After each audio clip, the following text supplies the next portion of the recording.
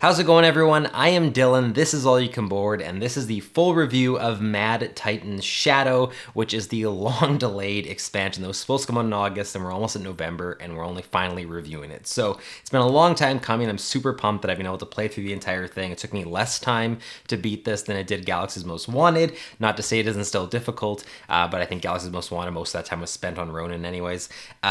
So I'm super pumped to be able to review this. I've already done reviews of both heroes, that's Adam Warlock and Spectrum. So if you're wanting to hear my thoughts on those heroes, those are the videos to watch, because I'm only going to briefly touch on the heroes here, more talking general as like what you're getting for the entire box. If you want to hear in-depth thoughts, head over to those videos. I'll have links up above somewhere that you can go check those out. So I'm really pumped to be talking about this. Before I jump into this, I just want to quickly mention we just today hit 5,000 subscribers on All You Can Board, and you know, I'm just kind of throwing this away as a little comment in here, but obviously we have a huge Marvel Champions following, and we have a bunch of people that watch all our videos and just flock to them and love the content we do. And honestly, I'm just absolutely floored by the response constantly. I am so humbled by it. Thank you so much for watching our videos, for subscribing to the channel, for leaving comments, for, you know, engaging with us. We are so thrilled to have you. I hope that in your travels of watching Marvel Champions videos that you've gravitated towards some of our other content and, you know, other board game content, because we have a whole bunch that we cover. But thank you so much for being here. It means so much to me. Without further ado, let's jump right into Mad Titan Shadow. So first one we're going to look at is Ebony Maw. I'm not going to go through every single card that comes in this box. There's way too many. I'm just going to highlight some of the ones that were my favorites, some of the ones I think are worth talking about, some of the powerful cards for each of the scenarios, as well as give my full thoughts at the end of each one on what I thought and how I would rank that scenario. So Ebony Maw is the first one. Ebony Maw is probably the most straightforward of the five, and being the first one that's sort of to be expected. And I don't mean straightforward as in like there's nothing special going on there. I just mean that in comparison to the others, there's a lot less unique and going on than the other four. So Ebony Maw's whole thing is basically these spell environment cards. So he has a whole bunch of spell environment cards. A lot of them have duplicates as well, and they are basically going to end up in play with counters on them. So let's give you one of the examples. So for instance, we have a Rubble Storm. So Rubble Storm is a spell. It has Surge, so when you it just automatically surges by itself. It enters play with 3 invocation counters. So those are the counters that you're going to see across all his spells. Basically, these don't do anything until all the invocation counters have been removed, and then there's going to be an effect that triggers. And there's obviously tons of cards he has and abilities he has that are going to be quickly removing these counters. So the force response on it says, after the last invocation counter is removed from Rubble Storm, discard it, deal 2 damage to each creature you control. One of the reasons I'm highlighting that one is because that is actually really deadly. The fact that it's doing 2 damage to each character you control. If you've come in with a strategy that involves a lot of allies, if you're playing a leadership deck, 2 damage can, like, there's a decent chance, depending where the status of your allies are, that could actually wipe your board. A lot of times we leave allies with, you know, very minimal health because they're going to block for us, whatever the case may be. That could easily clear your board. Yes, you can prepare for it with Rubble Storm, so you know it's coming. So you can, you know, either leave your allies at higher health, or you can, you know, try to kill them off by doing some attacks and thwarts so that it doesn't hit as hard. But even then, you're having to do something you wouldn't want to do to prepare for this spell hitting. So a lot of the spells, that's the thing with them, is you know they're coming, you can prepare for them, but your preparations are usually not ideal. It's not ideal to have to expend all your characters because they're going to die off anyways with Rubble Storm, right? So most of the spells have effects like that. They are pretty powerful. As one-off things that you have to manage, they're not awful, and that's why I didn't have a lot of trouble with Ebony Maw. I think took me 2 tries, but the reason it took me 2 tries is the first time I ended up with tons of these spell environments in play at the same time. And when they start triggering together, you can't prepare for everything. So if you're having to worry about your entire board being cleared with Rubble Storm, but then you also have to worry about Fireball hitting you, and Fireball is going to do 4 damage to your identity. So you have to make sure your health's in line or high enough to be able to sustain that. And then potentially you have Manipulation out, and Manipulation is going to like have you discard cards in your hand and confuse you. Like there's so many things that can happen at the same time if there's multiple ones in play, that suddenly you're left kind of thinking, all right, how do I recover from this? Where do I recover first? I can't recover everything in the first turn. What do I focus on? And then by the time you're recovered, more of them are out, and Ebony Maw is doing other things too. So that's when it can kind of snowball and become difficult. The second time I played Ebony Maw, I had way better luck, I would say, but also I just was more prepared for the scenario, and I was able to mitigate some of these spells coming out at the same time with luck, as well as also planning better. So I think that's going to be a lot of Ebony Maw. And obviously I should have mentioned Ebony Maw's actual villain card himself. The Force Interrupt is when Ebony Maw activates against you, remove an invocation counter from each spell card in your play area. So that's really what I should have mentioned at the very start. So basically, if you have like 4 of these out, as soon as he activates against you, all 4 are having counters removed. So you're not stopping the counters from being removed, especially because there's other ways to remove counters in his arsenal. But it can be hard to manage if it gets out of control. Another card I wanted to highlight was Channeling Trance. This is a treachery. It says, when revealed, remove 1 invocation counter from each spell environment in your play area. If you have no spell environments in your play area, discard cards on top of the encounter deck until you discard 1 and put that card into play. So I'm highlighting this because this is another way to just... the first game, I had this... I think there's multiple copies of it, and it came up often for some reason, and it basically doubles his Force Interrupt without having to have him activate. So you're just removing more counters. This can leave you in a situation where you're like, okay, I'm okay on these spell environments till next turn, and suddenly one of these comes out and catches you off guard. Next thing you know, your board's being wiped and you didn't know, or you're being stunned and you didn't expect that. Whatever the case may be, this is just one of those cards that when it comes up, it's going to leave you in a place where you're like, oh my god, I did not prepare for this. This is the worst card to come up right now. There's 4 spell environments in play, whatever the case may be. So yeah, very, very tough card to deal with. We already talked about Fireball, manipulation as well. Another one that comes up is Pacification. This one is also a Surge, has 3 invocation counters. After the last counter is removed, exhaust each upgrade you control, you are stunned. I'm highlighting this one because I think it was it the second? It might have been the game I actually won, and it ended up not costing me the game, but I had Spectrum with a whole bunch of upgrades out, including both of her energy manipulation, whatever card it is that gives her the extra resources, and having to exhaust all my upgrades and be stunned left me with an entire Spectrum turn, where I barely did anything. I think the other spell environment also triggered where I had to discard a card, so I had a lower hand, I was stunned, all my upgrades were exhausted, I had a hand of useless cards. It was just like, you'll often end up with turns against Ebony Maw where you're like, well, I guess I'm doing nothing this turn. I'm doing something, but it feels like I'm doing nothing. That's one of the cards that led to that for me. Agent of Thanos is a treachery card that I wanted to highlight. When revealed in alter ego form, place 1 threat on the main scheme for each spell environment in play. In hero form, you're doing the same thing, but damage to your hero. The reason I'm highlighting this is because when you have those situations where there's a lot of spell environments in play, and even if they have a lot of counters, now all of a sudden you have to be aware that Agent of Thanos can come out. And if it does come out, suddenly you have to be prepared for a whole bunch of scheme going on the main, or threat going on the main scheme, or a whole bunch of damage coming your way that you might have not expected. So you have to leave yourself at a higher health count to be able to sustain that. Agent of Thanos is one of those cards that could easily just lose you the scenario because you're not expecting it. You're like, you survived the the villain attack, and all of a sudden this comes out and you have like 4 environments in play, you're getting dealt 4 damage you didn't expect and you're dead, or it's adding too much threat to the main scheme and you're losing. That's one of those cards, it's just like, I could see there being games where it ends on Agent of Thanos, and luckily it never happened to me. I'm sure it happened to one of you. Let me know in the comments if it did.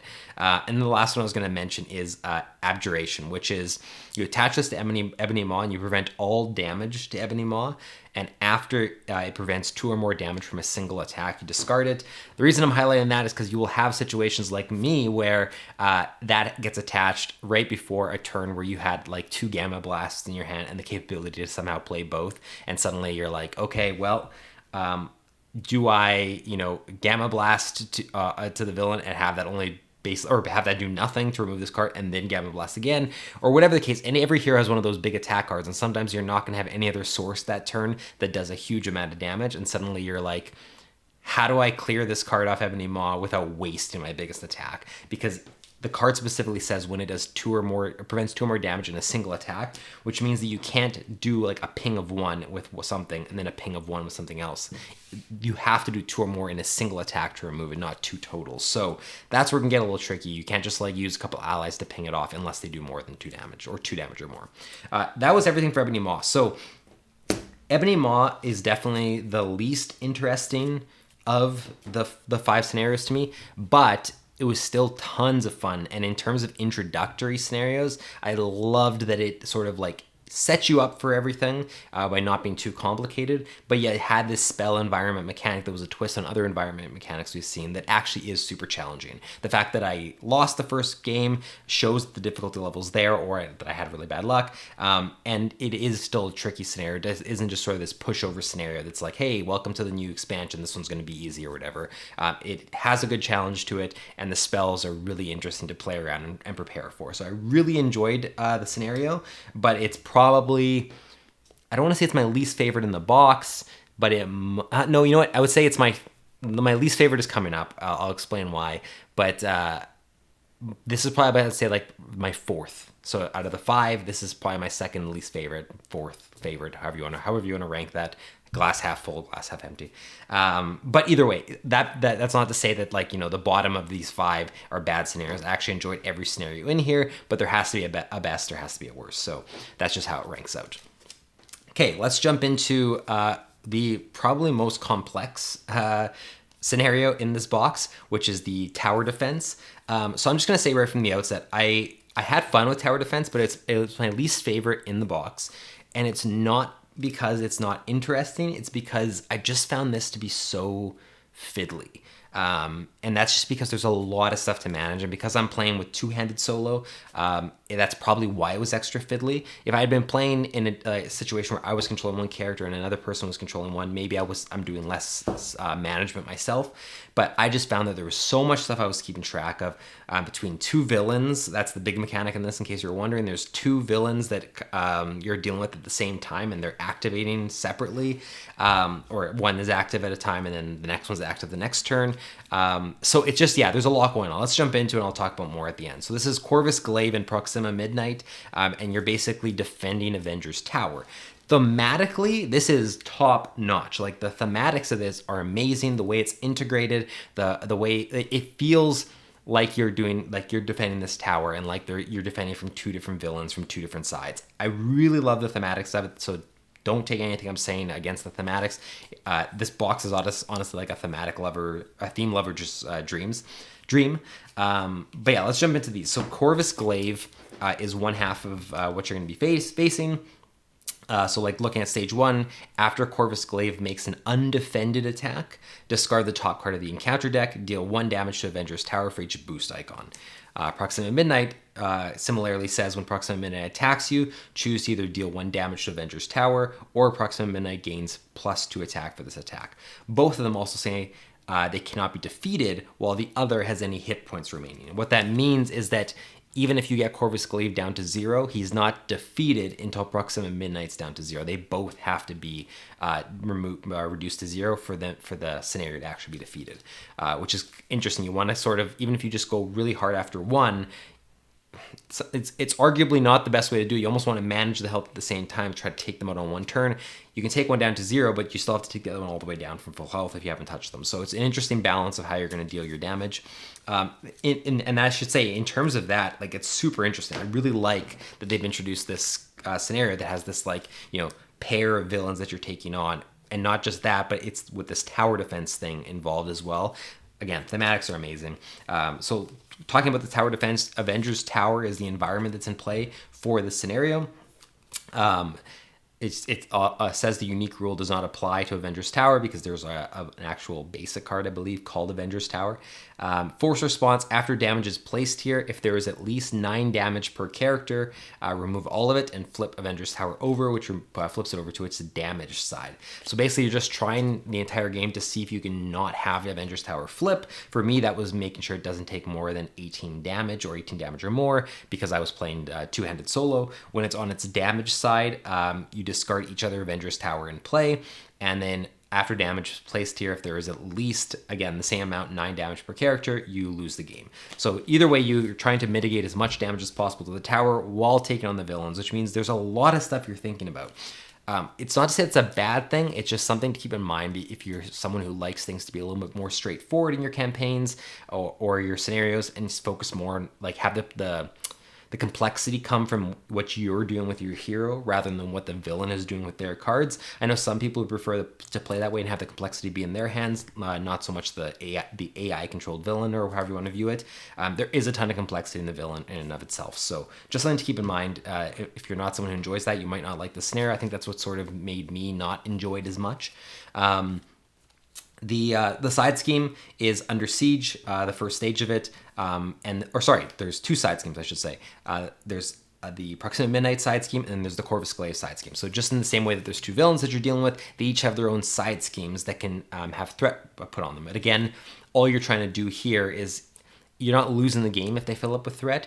You're just having the detriment to Avengers Tower increase. So for instance, Under Siege says when this stage is completed, remove all threat from it instead. So it goes right back down to 0 and stays in play. And then you deal 6 damage per character to Avengers Tower, which is a massive amount of damage. That's almost the entirety of what its based hit points are to flip it to the damage side. So it really sucks. You really have to keep that one down.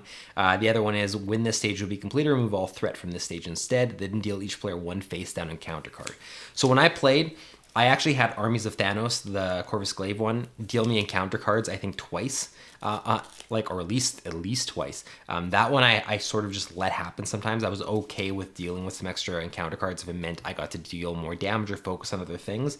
The Under Siege, I absolutely... the times I lost was because Under Siege went off. I always had to keep Under Siege, as low as possible and mitigate the threat going on to it. That one is super deadly if it fills up. So I thought that was an interesting dynamic. I was okay with one and definitely not okay with the other. So again, the way that the scenario works, I feel like there's going to still be some questions if you haven't played it yourself, is that there's this permanent card called Forced Defense. And Forced Defense is the villain who matches the attached scheme is the active villain. So this attaches to a scheme, and whatever scheme it's attached to, that villain is the active villain, which means that on each turn, both villains aren't attacking you and activating. You're only having to necessarily deal with one villain at a time, but it's alternating which one you're dealing with. Same with the side schemes on which one is having threat added to it. After the player phase ends, attaches card to the other main scheme. So it's constantly flipping. Honestly, it's a really neat dynamic. It just, again, you're managing a lot of stuff. You're managing Corvus Glaive. You're managing Proxima Midnight. They each have a side scheme that you're managing threat on. You're managing this Forced Defense moving between them. You're managing Avengers Tower, which is having damage put on it and potentially flipping to their side. In my case, I'm managing 2 heroes with their hands. It took so long to do the tower scenario for me, and I think that that combination made it a less desirable scenario for me to play, but it didn't prevent it from being one that was just super thematic. So some cards to highlight: Bound by Blood, heal 2 damage from each villain, give each villain a tough status card. I found this one really sucked because getting these villains as low as possible, as quickly as possible is a big deal. And so not only does the damage of being healed off both of them really set you back, but they each get a tough status card as well, which means that now you're having to take that off before you can continue to damage them. Really hated that card in all the best ways.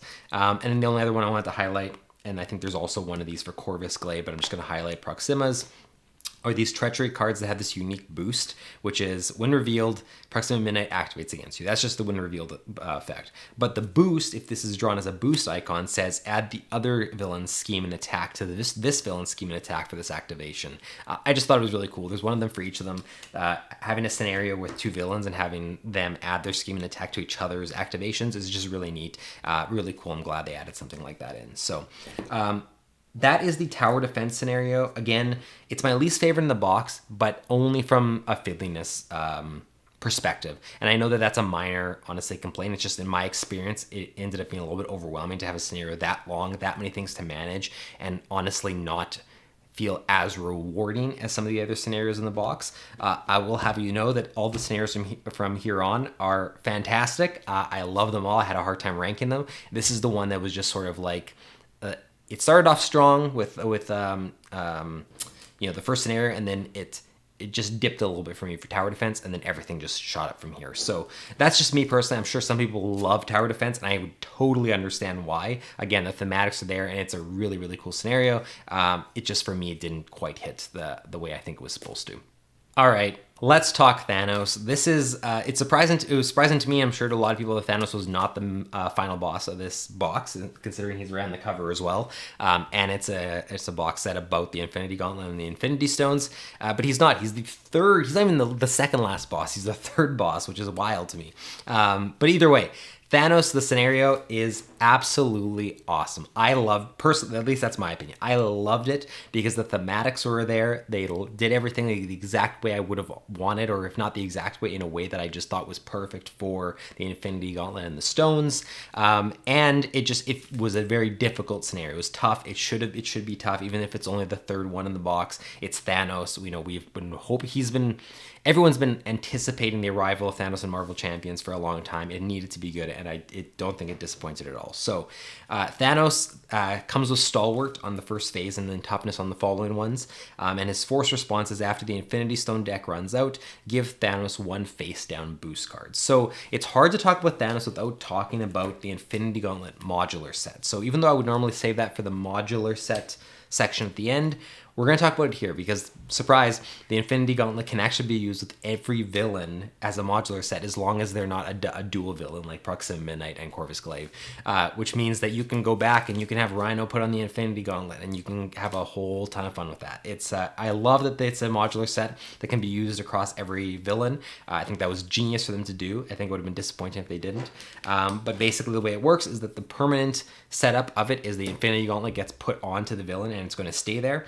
It is not going to get removed. They are going to have the Infinity Gauntlet. The force responses after the attached villain activates resolve the special ability of each Infinity Stone in play. Otherwise, put the top card of the Infinity deck in play, Infinity Stone deck in play, because the Infinity Stones have their own little deck that is every single Infinity Stone, and they're constantly going to be flipping and coming into play, and different stones are going to be activating against you. I'm not going to go over them all, but they're all there. The reality, the time, power, space, soul, and mind stone are all there. They each have an ability that's thematic to them. Whether it's the time stone dealing with the time it takes to go through your deck because it's discarding cards from your deck, or whether it's the power stone stunning you and dealing damage to you, or the soul stone healing you. Like, they all thematically make sense. I wouldn't say any of them are like overly ridiculously powerful, but it's the fact that they're constantly coming out against you and sometimes activating multiple times that it starts to add up and it starts to really be a problem. Some are just like really insane to deal with. Some of them, I think it's the time stone, has like 4 boost icons on it, and even though you're wondering like when would that matter, since it's not coming from the main deck where you're grabbing boost cards, there are cards that specifically say draw a card from the Infinity Stone deck and add the boost icons. If you draw the time stone, it's just like the worst case scenario. So I'm not going to go into every single stone. I'm putting some of them up on the screen for you to see, but needless to say, the best part about the Infinity Gauntlet modular set is that it can be used across every villain. So Thanos it's integrated right into the Thanos scenario. Every single time the deck runs out, which is going to run out, Thanos gets one face down boost card. So his power level is increased based on how quickly you're going through that deck. And he's got a whole bunch of cards that are just like ridiculously tough to deal with. So the first thing I want to talk about is the balance the scales main scheme, because it's exactly what everyone was hoping for, and we wanted them to somehow integrate the snap into Marvel Champions. And how do you not involve the snap in some way if you're doing the Infinity Gauntlet and Thanos storyline, right? So the way they did it is probably the way that makes the most sense. If you get the first side scheme all like filled up with threat, I think it's like 12 threat per player. You get to the balance the scale side scheme, which says when revealed, each player shuffles their discard pile into their deck, and each player moves the top half of their deck rounded down from the game. Awesome integration. Thematics of it are amazing. You lose half your deck at random, which means that you can lose combo pieces, you can lose your most powerful attack cards, you can completely ruin your situation. And the craziest thing about this is if you have that happen in the Thanos scenario as part of the campaign, you do not get that half of your deck back for Hela or Loki. He's snapped his fingers, he's removed it all, and you lose that half of your deck for the next 2 scenarios. The time that I beat Thanos and then was able to beat Hela and Loki was because I didn't have that scenario come up. I beat Thanos once and lost, but while losing half my deck, and I could not beat Hela after it with not only having half my deck with the cards I had removed. It just, there was no way for me to do it, that I had to go back and basically mulligan the Thanos experience, play him again, and win without having that happen, because I just found it to be too difficult. So kudos to you if you lost half your deck and then went on to beat Hela and Loki. I think that should be like an achievement that everyone checks off from their Marvel Champions bucket list, because that is a hell of an accomplishment. But I love that it's included, that you lose half your deck, that he snaps half the universe away. I love that they included it. It's so cool. Some of the cards to mention, he has the ability to sort of feel like he's being built up. He has Thanos' armor and Thanos' helmet. You know, the interesting thing with Infinity War, the movie, right? I'm not going to get into spoilers or anything, but like, I think the Russo brothers talked about how when they wrote that movie, they wrote it so that Thanos felt like the main character of that movie. It felt like Thanos' journey, even though he was the villain.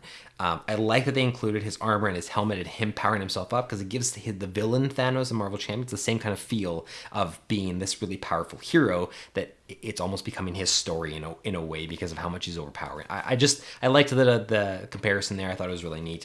His armor, when it's attached to him, when Thanos would take any amount of damage, it's reduced by 1. Might not seem like a lot, but that adds up over multiple attacks if you don't get rid of it, even though you don't have to spend 2 resources to get rid of it, but you can only do so after a hero makes a basic attack against Thanos. So it's almost like you break his armor. So you can't just choose to like do it. You have to have specifically made a basic attack, and then you're allowed to have it removed, which is kind of neat. And the same thing for his helmet, the same kind of stipulation. That one gives him Retaliate 1, which again adds up over time if you don't get rid of these. There's a card called Avatar of Death. It's a treachery that he has that honestly seems like, you know, nothing overly flashy, but man, this thing just kick the living hell out of me. It's just when revealed in alter ego form, Thanos schemes. When revealed in hero form, Thanos attacks you and it gains overkill and piercing. We've seen cards, I think, either exactly like this or very similar to this in other scenarios, and it's very similar to cards that come even in the standard a modular set. But adding more ways for that to happen. I think there's multiple copies of Avatar of Death as well. Especially when Thanos has like, you know, high attack and all this stuff, and he's already super powered up. That I just dreaded that card coming up, and every time it did, it seemed to be at the absolute wrong time for me, or at least there was never a good time for it to come up. So I just wanted to highlight that. Master of the Stones is a really cool attachment. You attach to Thanos. When Thanos activates, put the top card of the Infinity Stone deck into play. At the end of this activation, discard Master of Stones. It's basically, so the interesting thing here, and I'm going to compare them really quick, is that Thanos, his activation says that's not the one I'm looking for. I'm looking for the Infinity Gauntlet. That's what I'm looking for.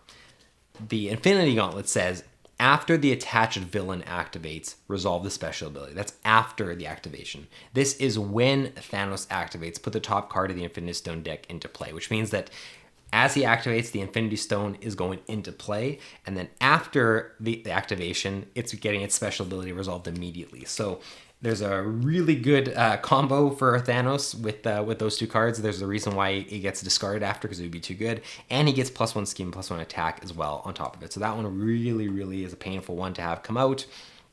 And then the Mad Titan is when revealed, put the top card of the Infinity Stone deck into play. I'm highlighting that because anything that puts more Infinity Stones into play and has them trigger more often is just going to put you in a really, really bad spot. Those are all the cards I'm going to highlight. Honestly, the Thanos scenario is amazing. I loved it. It was super difficult. It took me multiple tries to beat it. On Expert, it would be a whole other level. I haven't tried it on Expert yet, but I absolutely will. Again, the Infinity Gauntlet and the integration of it and all the stones coming into play is one thing, but Thanos is already super strong with the cards that he has in his scenario, as well as the modular sets that are included in it, on top of the Infinity Stones, on top of everything else. It's just, especially if he snaps half your deck away. And again, if you had your deck snapped in half and basically went on to beat the entire campaign, good on you. Let me know in the comments. You are going to get an applause from me for doing that, because I actually had to go back and redo this scenario because I just couldn't do it with half my deck gone. At least the half that I was missing was just so bad that I basically had, I think it was the Spectrum had like both Gamma Blasts gone, and like it was just like I would have been able to do absolutely nothing. So awesome scenario. Awesome integration. I thought it was super, super cool. Not my favorite scenario in the box, but probably my second favorite. Almost definitely my second favorite. What's my favorite scenario in the box, you're probably asking? Well, we are going to get to it right now because that is Hela. So Hela is my favorite scenario, and it's not, I don't know if it's because it's actually I'm having the most fun with that one, or if I'm just so blown away by the way it feels and the thematics of it. But I absolutely loved it, and I really, really hope they do more scenarios like this one in Marvel Champions because I love the direction of it and I love the way it felt to play this one. So the reason I loved Hela so much is that it didn't feel like I was just beating a villain. It felt like I was going on a journey, on a quest with side quests and a mission I had to accomplish. That's what made it so special. It felt like it was bridging a bit of a gap between the type of experiences you get in Arkham Horror, the card game, with it feeling like you're actually going on an adventure, compared to Marvel Champions, which is mostly about combat. It just felt like it found a middle ground there that absolutely resonated with me. So Hela is a little bit definitely unique. Doesn't have villain stages, or at least the classic villain stages. There's only two versions of Hela. There's an A and a B. There's a mystic side on each of these, and then there's also a wounded side. So the mystic side is where it's going to start. Hela gets +1 scheme, +1 attack, and +2 hit points per character for each side scheme in the victory display. We'll get back to that in a second, why that makes sense. When Hela is defeated, if Odin is not attached to the main scheme, you win the game. Otherwise, you don't win the game when she's defeated. She would just go to her wounded side. Wounded Hela cannot be defeated. She has infinite hit points. Force response after a side scheme is defeated, flip Hela to her mystic side. So you're seeing a lot of integration with side schemes and this talk of Odin. So let me explain this all to you. So basically, the whole thematics here is that Odin has been kidnapped. Odin is being held in the prisons. There's this Odin card that has a captive side as well as a king side, which is like full Odin. And basically, you're having to save Odin in order to win the scenario. You can't beat Hela until Odin is saved. To save Odin, you're going on a journey to go save him, essentially. So there's this side, this main scheme is Odin's Torment, which is force interrupt when Hela would be defeated. If Odin's attached to this scheme, discard each attachment from Hela and flip her to the wounded side instead. So you specifically need to get Odin off of it in order to win the game. Otherwise, all you're doing is flipping Hela to the wounded side and removing all of her attachments. If the scheme is completed with too much threat on it, you lose the game completely. So the way this works is that there's different side schemes like we heard talked about, and you're basically doing them in a specific order, and you're journeying to go and rescue Odin. So for instance, the first one, I'm going to mispronounce literally all of these, so I'm just telling you right up front, don't get mad, it's going to sound awful. This one I think is Nifalier. Oh God, yeah, I'm not even gonna try. It's the one that's on the screen. I'm gonna completely butcher these pronunciations. So this one says, when defeated, the first player reveals Jollerbrew and Scourge and puts them into play. Deal each other player one face down encounter card. So you have a very specific focus in this scenario. You're taking care of the side scheme that's in play, and you're dealing with what comes out after it, and you're going through this until you are able to reach Odin and rescue him. So it feels like you're going on this specific journey while taking damage and dealing with minions and all that kind of stuff, but you're laser focused on what you're doing here. So for instance, after you beat that one, you get Jollerbrew and Scourge. Oh God, I'm absolutely butchering these. So for instance, Scourge coming out of this, right, says toughness, victory 3. Scourge engages the first player. Scourge's attack gain piercing. He's got 5 health per player. This is not just a regular minion. He's super strong. It's going to take a while to deal with. Threat cannot be removed from Jollerbrew. So Jollerbrew is the next side scheme. So basically, Scourge comes into play, and you can't deal with that side scheme until you've dealt with Scourge. So it's there's always this order. You deal with the side scheme, you deal with the threat that comes out. You deal with the side scheme, you deal with the threat that comes out until you reach Odin. It really feels like you're on this journey. So say you deal with Scourge, and now you have Jollerbrew in play. I'm probably mispronouncing that. This one says has 3 threat on it, as well as 1 additional threat per player. And when defeated, the first player reveals Halls of Nastrin, which is the next side scheme, right? But then also Nidhogg. So now Nidhogg comes on. Now you got to deal with Nidhogg. Nidhogg's got 6 health per player, even more. Toughness as well, has overkill, engages the first player, it does 4 attack. Again, these really powerful minions that you're dealing with, but you're constantly going on this journey until the final one that says, when the Hall of Nastrand is defeated, the first player detaches Odin from the main scheme and takes control of him. So then you gain Odin, he's off the main scheme, and now you can actually defeat the scenario. So the main reason I'm explaining this whole process is I think it's important to understand why this is so different from other scenarios in the game. In the other scenarios, it's can I beat this villain in time before I die? In this one, it's I am going on this quest with these specific parts of the quest, with these side minions that come out that I have to beat in order to, like, it's just so laser focused that it's the closest we've got to feeling like you're going on a specific linear journey through an area in Marvel Champions, whereas normally it just feels like I'm engaged in a battle. I would absolutely love if we got more scenarios like this. I would love an entire box of scenarios that feel this tied to going on an adventure. I know that doesn't lend itself too much to superhero thematics, like the thematics of superhero movies and all that kind of stuff, is these big battles, these big set pieces. So I get why we don't get a lot of it and why that's reserved more for, like, you know, Arkham Horror, the card game, things like that. But I had so much fun with the scenario. It wasn't even that difficult, I found. Like, I beat it on the first try. Yes, I got a little bit lucky, but I just had so much fun going through it that when it was done, I almost wished I had lost so I could play it again. And obviously I can just play it again, but I wanted to get through the whole campaign. I just loved it. Let me know in the comments what you thought of it. I want to know if this is just me or you know, that it's resonating with so much, or what other people thought about it, because I just thought it was so darn cool. Some of the other quick cards I'm going to highlight, Hela's Cloak, she has some attachments as well. This one gives Hela Stalwart. Stalwart sucks, cannot be confused or stunned, and yeah, just a very, very bad card. There's no way to just remove it by using resources or whatever. She just has Stalwart. Again, defeating Hela is not the first priority, but when it comes to having to defeat her, that's just going to make things a little more difficult. Queen of Hell, a treachery card. When revealed in alter ego form, Hela's schemes, place 1 threat on each side scheme. And in hero form, she attacks you, place 1 threat on each side scheme. The reason that is important is because defeating the side schemes is so crucial to completing this journey and getting Odin. That is just preventing you from doing that as quickly, adding things to it. It's just, you know, one of those cards you're going to dread having come up. And yeah, one of the cards is integrated with the fact that these side schemes are in play. And then the Wastes of Niflheim is when revealed, take 1 indirect damage. Take 1 additional indirect damage for each side scheme in the victory display. So for each one you've actually defeated, you're actually going to get penalized with more damage there, which is kind of cool. It's saying, like, this gets worse the further you get in the Wastes of Niflheim, essentially. So I thought that was really cool. Overall, I can't say more positive things about this. It's my favorite scenario in the box. It was one of my favorite scenarios in the game. It would be in my top 5 scenarios in all of Marvel Champions, maybe even top 3, just again because how much it resonates with me on feeling like I was going on an adventure, and just, yeah, I loved it. And I was surprised how much I loved it because I thought Thanos would end up being the one that I loved the most, and it turned out to be Hela. So the final one we're going to talk about, because it's the final scenario in the box, is Loki. Loki also is a very interesting one. It lived up to being the final encounter in the box.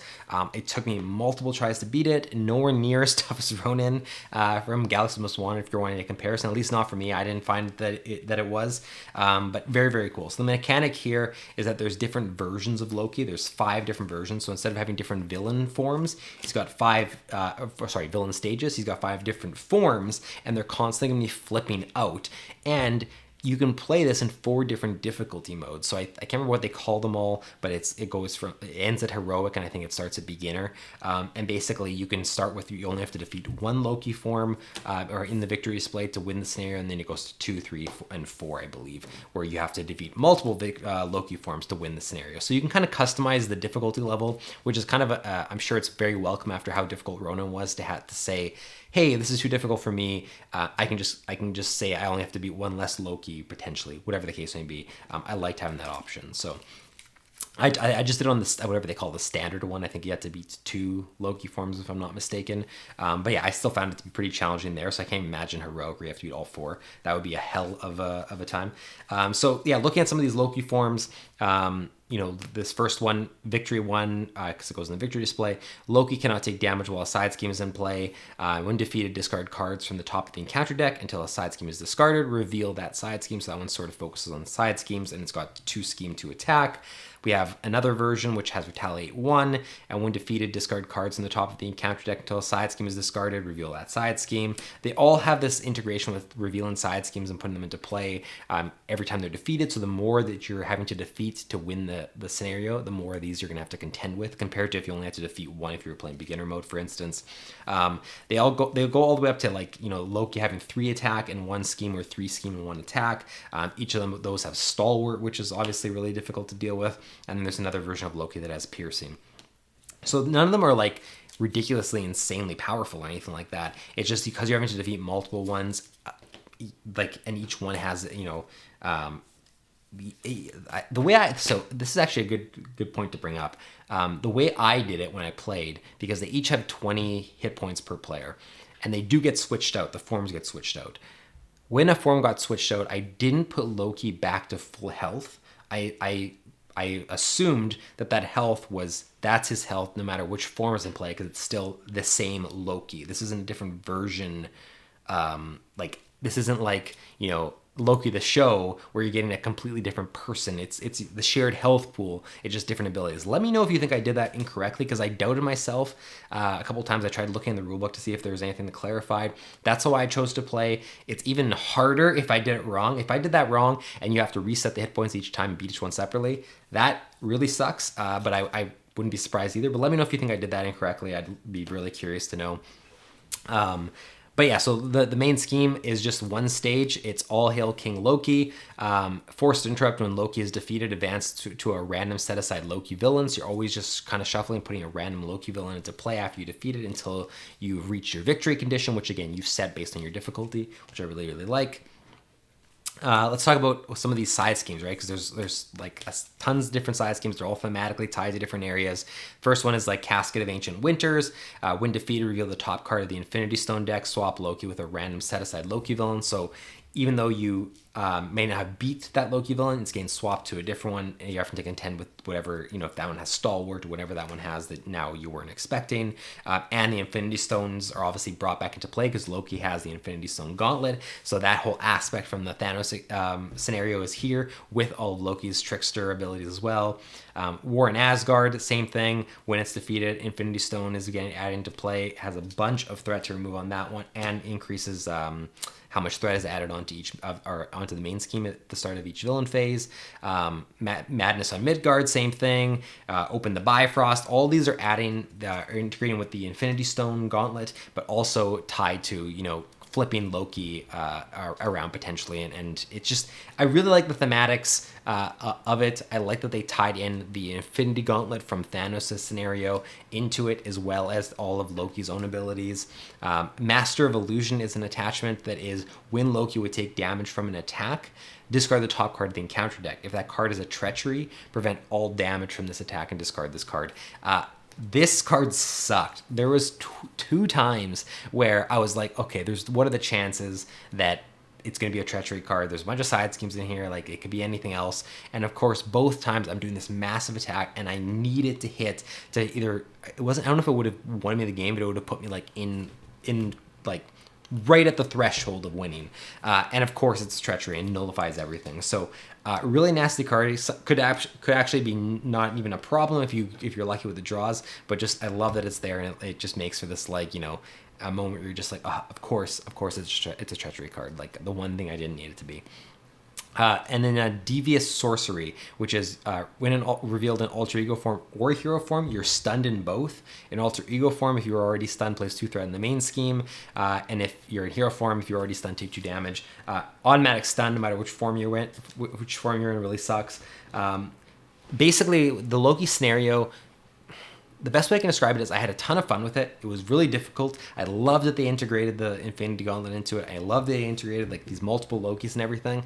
After coming off of something as monumental as Thanos and something as different and amazing as the Hela scenario, it did feel like a dip in quality. I would say that Hela's my favorite one, Thanos is my second favorite, and Loki's my third. So it did feel like we just went from like the two best ones down a notch to Loki. I almost wished, even though thematically it wouldn't have made sense, I almost wished that Hela was the final one because I loved the adventure aspect, or they incorporate some of that adventure aspect into the Loki scenario. But needless to say, it was still difficult. It was still fun. I didn't find it to be as difficult as Ronin. So if you're worried about a difficulty level from Galaxy's Most Wanted, something a little bit less challenging, I think you're going to find that here. And again, the varying difficulty also fixes that problem where you can say, I want it to be as hard as Ronin. You can go and play it on heroic mode, or you can downgrade it however you want. So it was a very fun scenario.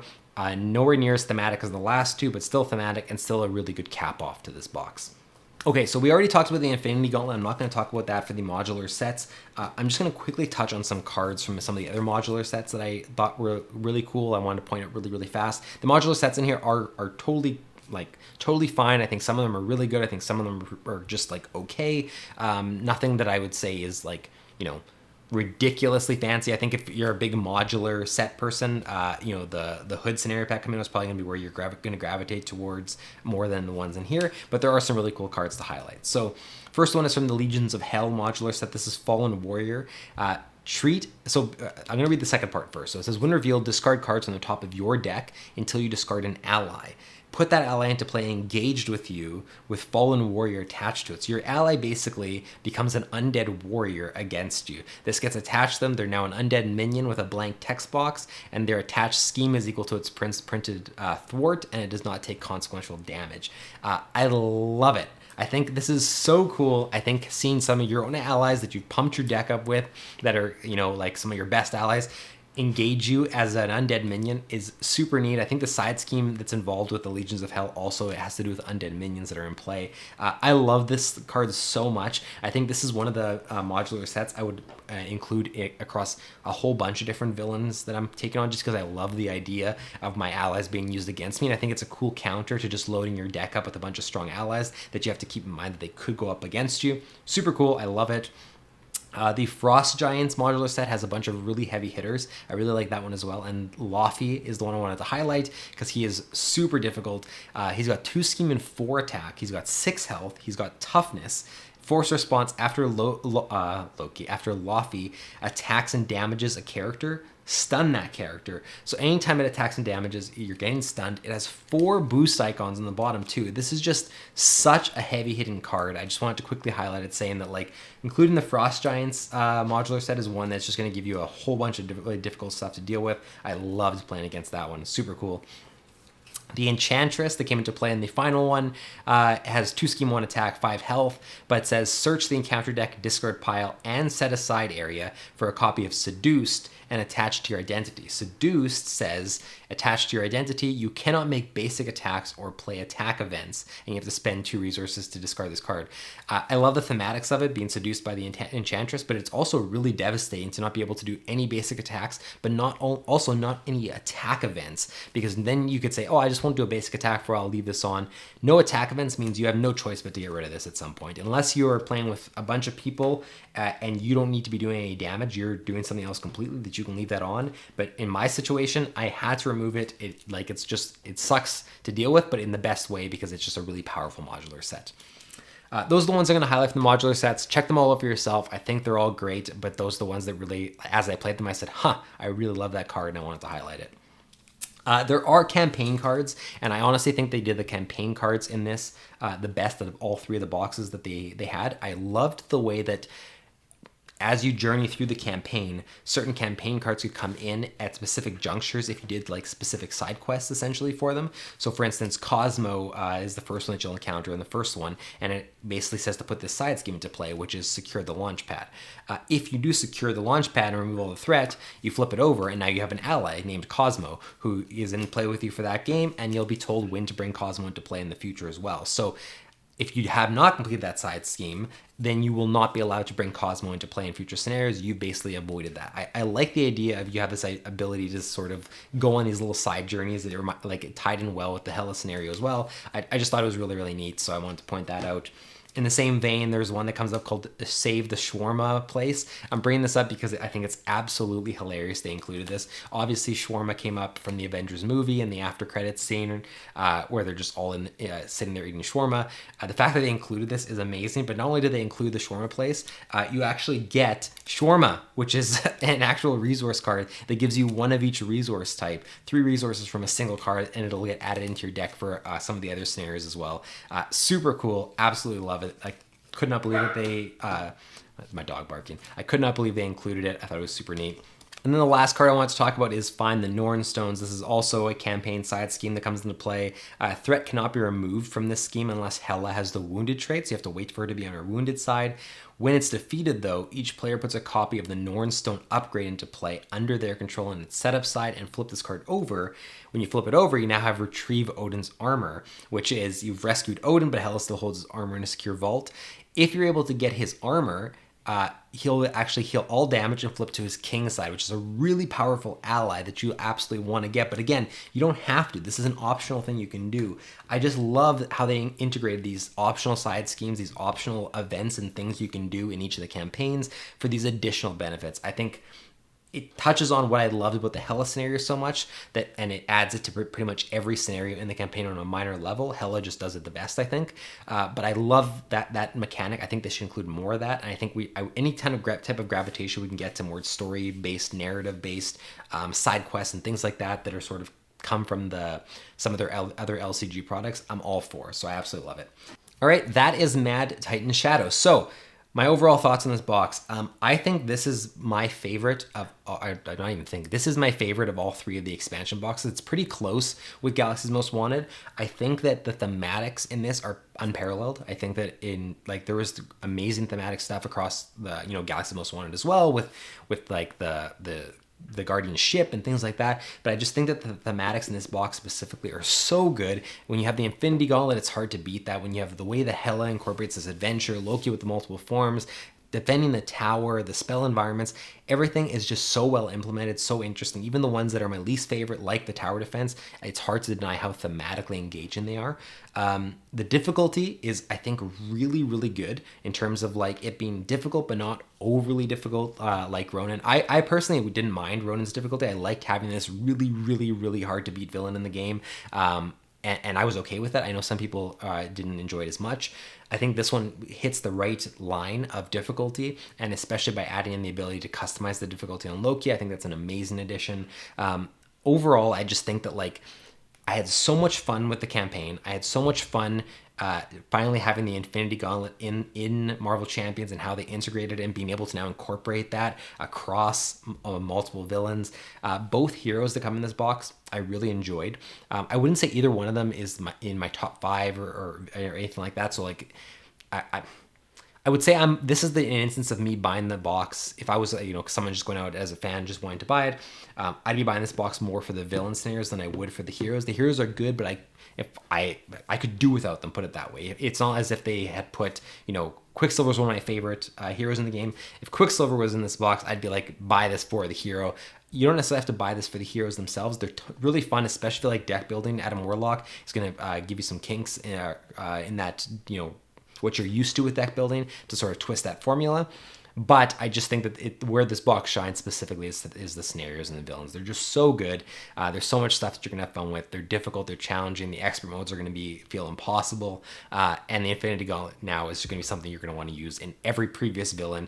Go and put the Infinity Gauntlet on Ultron and recreate the what if scenario. You can absolutely do that now. It's so great. I love it. It's my favorite of the new expansion boxes. I think that you should absolutely check it out if you are into Marvel Champions, if you're wanting a whole bunch of content in one box. These 5 scenarios that you get in here, especially Thanos and Hela, are worth the price of admission alone, let alone the other 3 that you get and the 2 heroes. Super, super cool. I'm so glad we finally have this in our hands. Let me know what you think of Mad Titan Shadow in the comments below. Tell me which one is your favorite villain, which one you had the hardest time with. Tell me about a funny story or an interesting story of you taking on one of the villains. Lay it all on me. I'd love to hear it. Tell me who the first villain you are going to attach the Infinity Gauntlet to that isn't in this box. Is it going to be Rhino? I feel like a lot of people are just going to go and put it on Rhino. It's too funny not to. But yeah, let me know. I'd love to hear from you. Otherwise, I hope you enjoyed this review, and I hope you keep enjoying our content. Thank you again for all your support. If you have not yet, consider subscribing to us so you don't miss any of our videos. It's the best way to support us right now. Thank you so much for watching. We'll see you next time.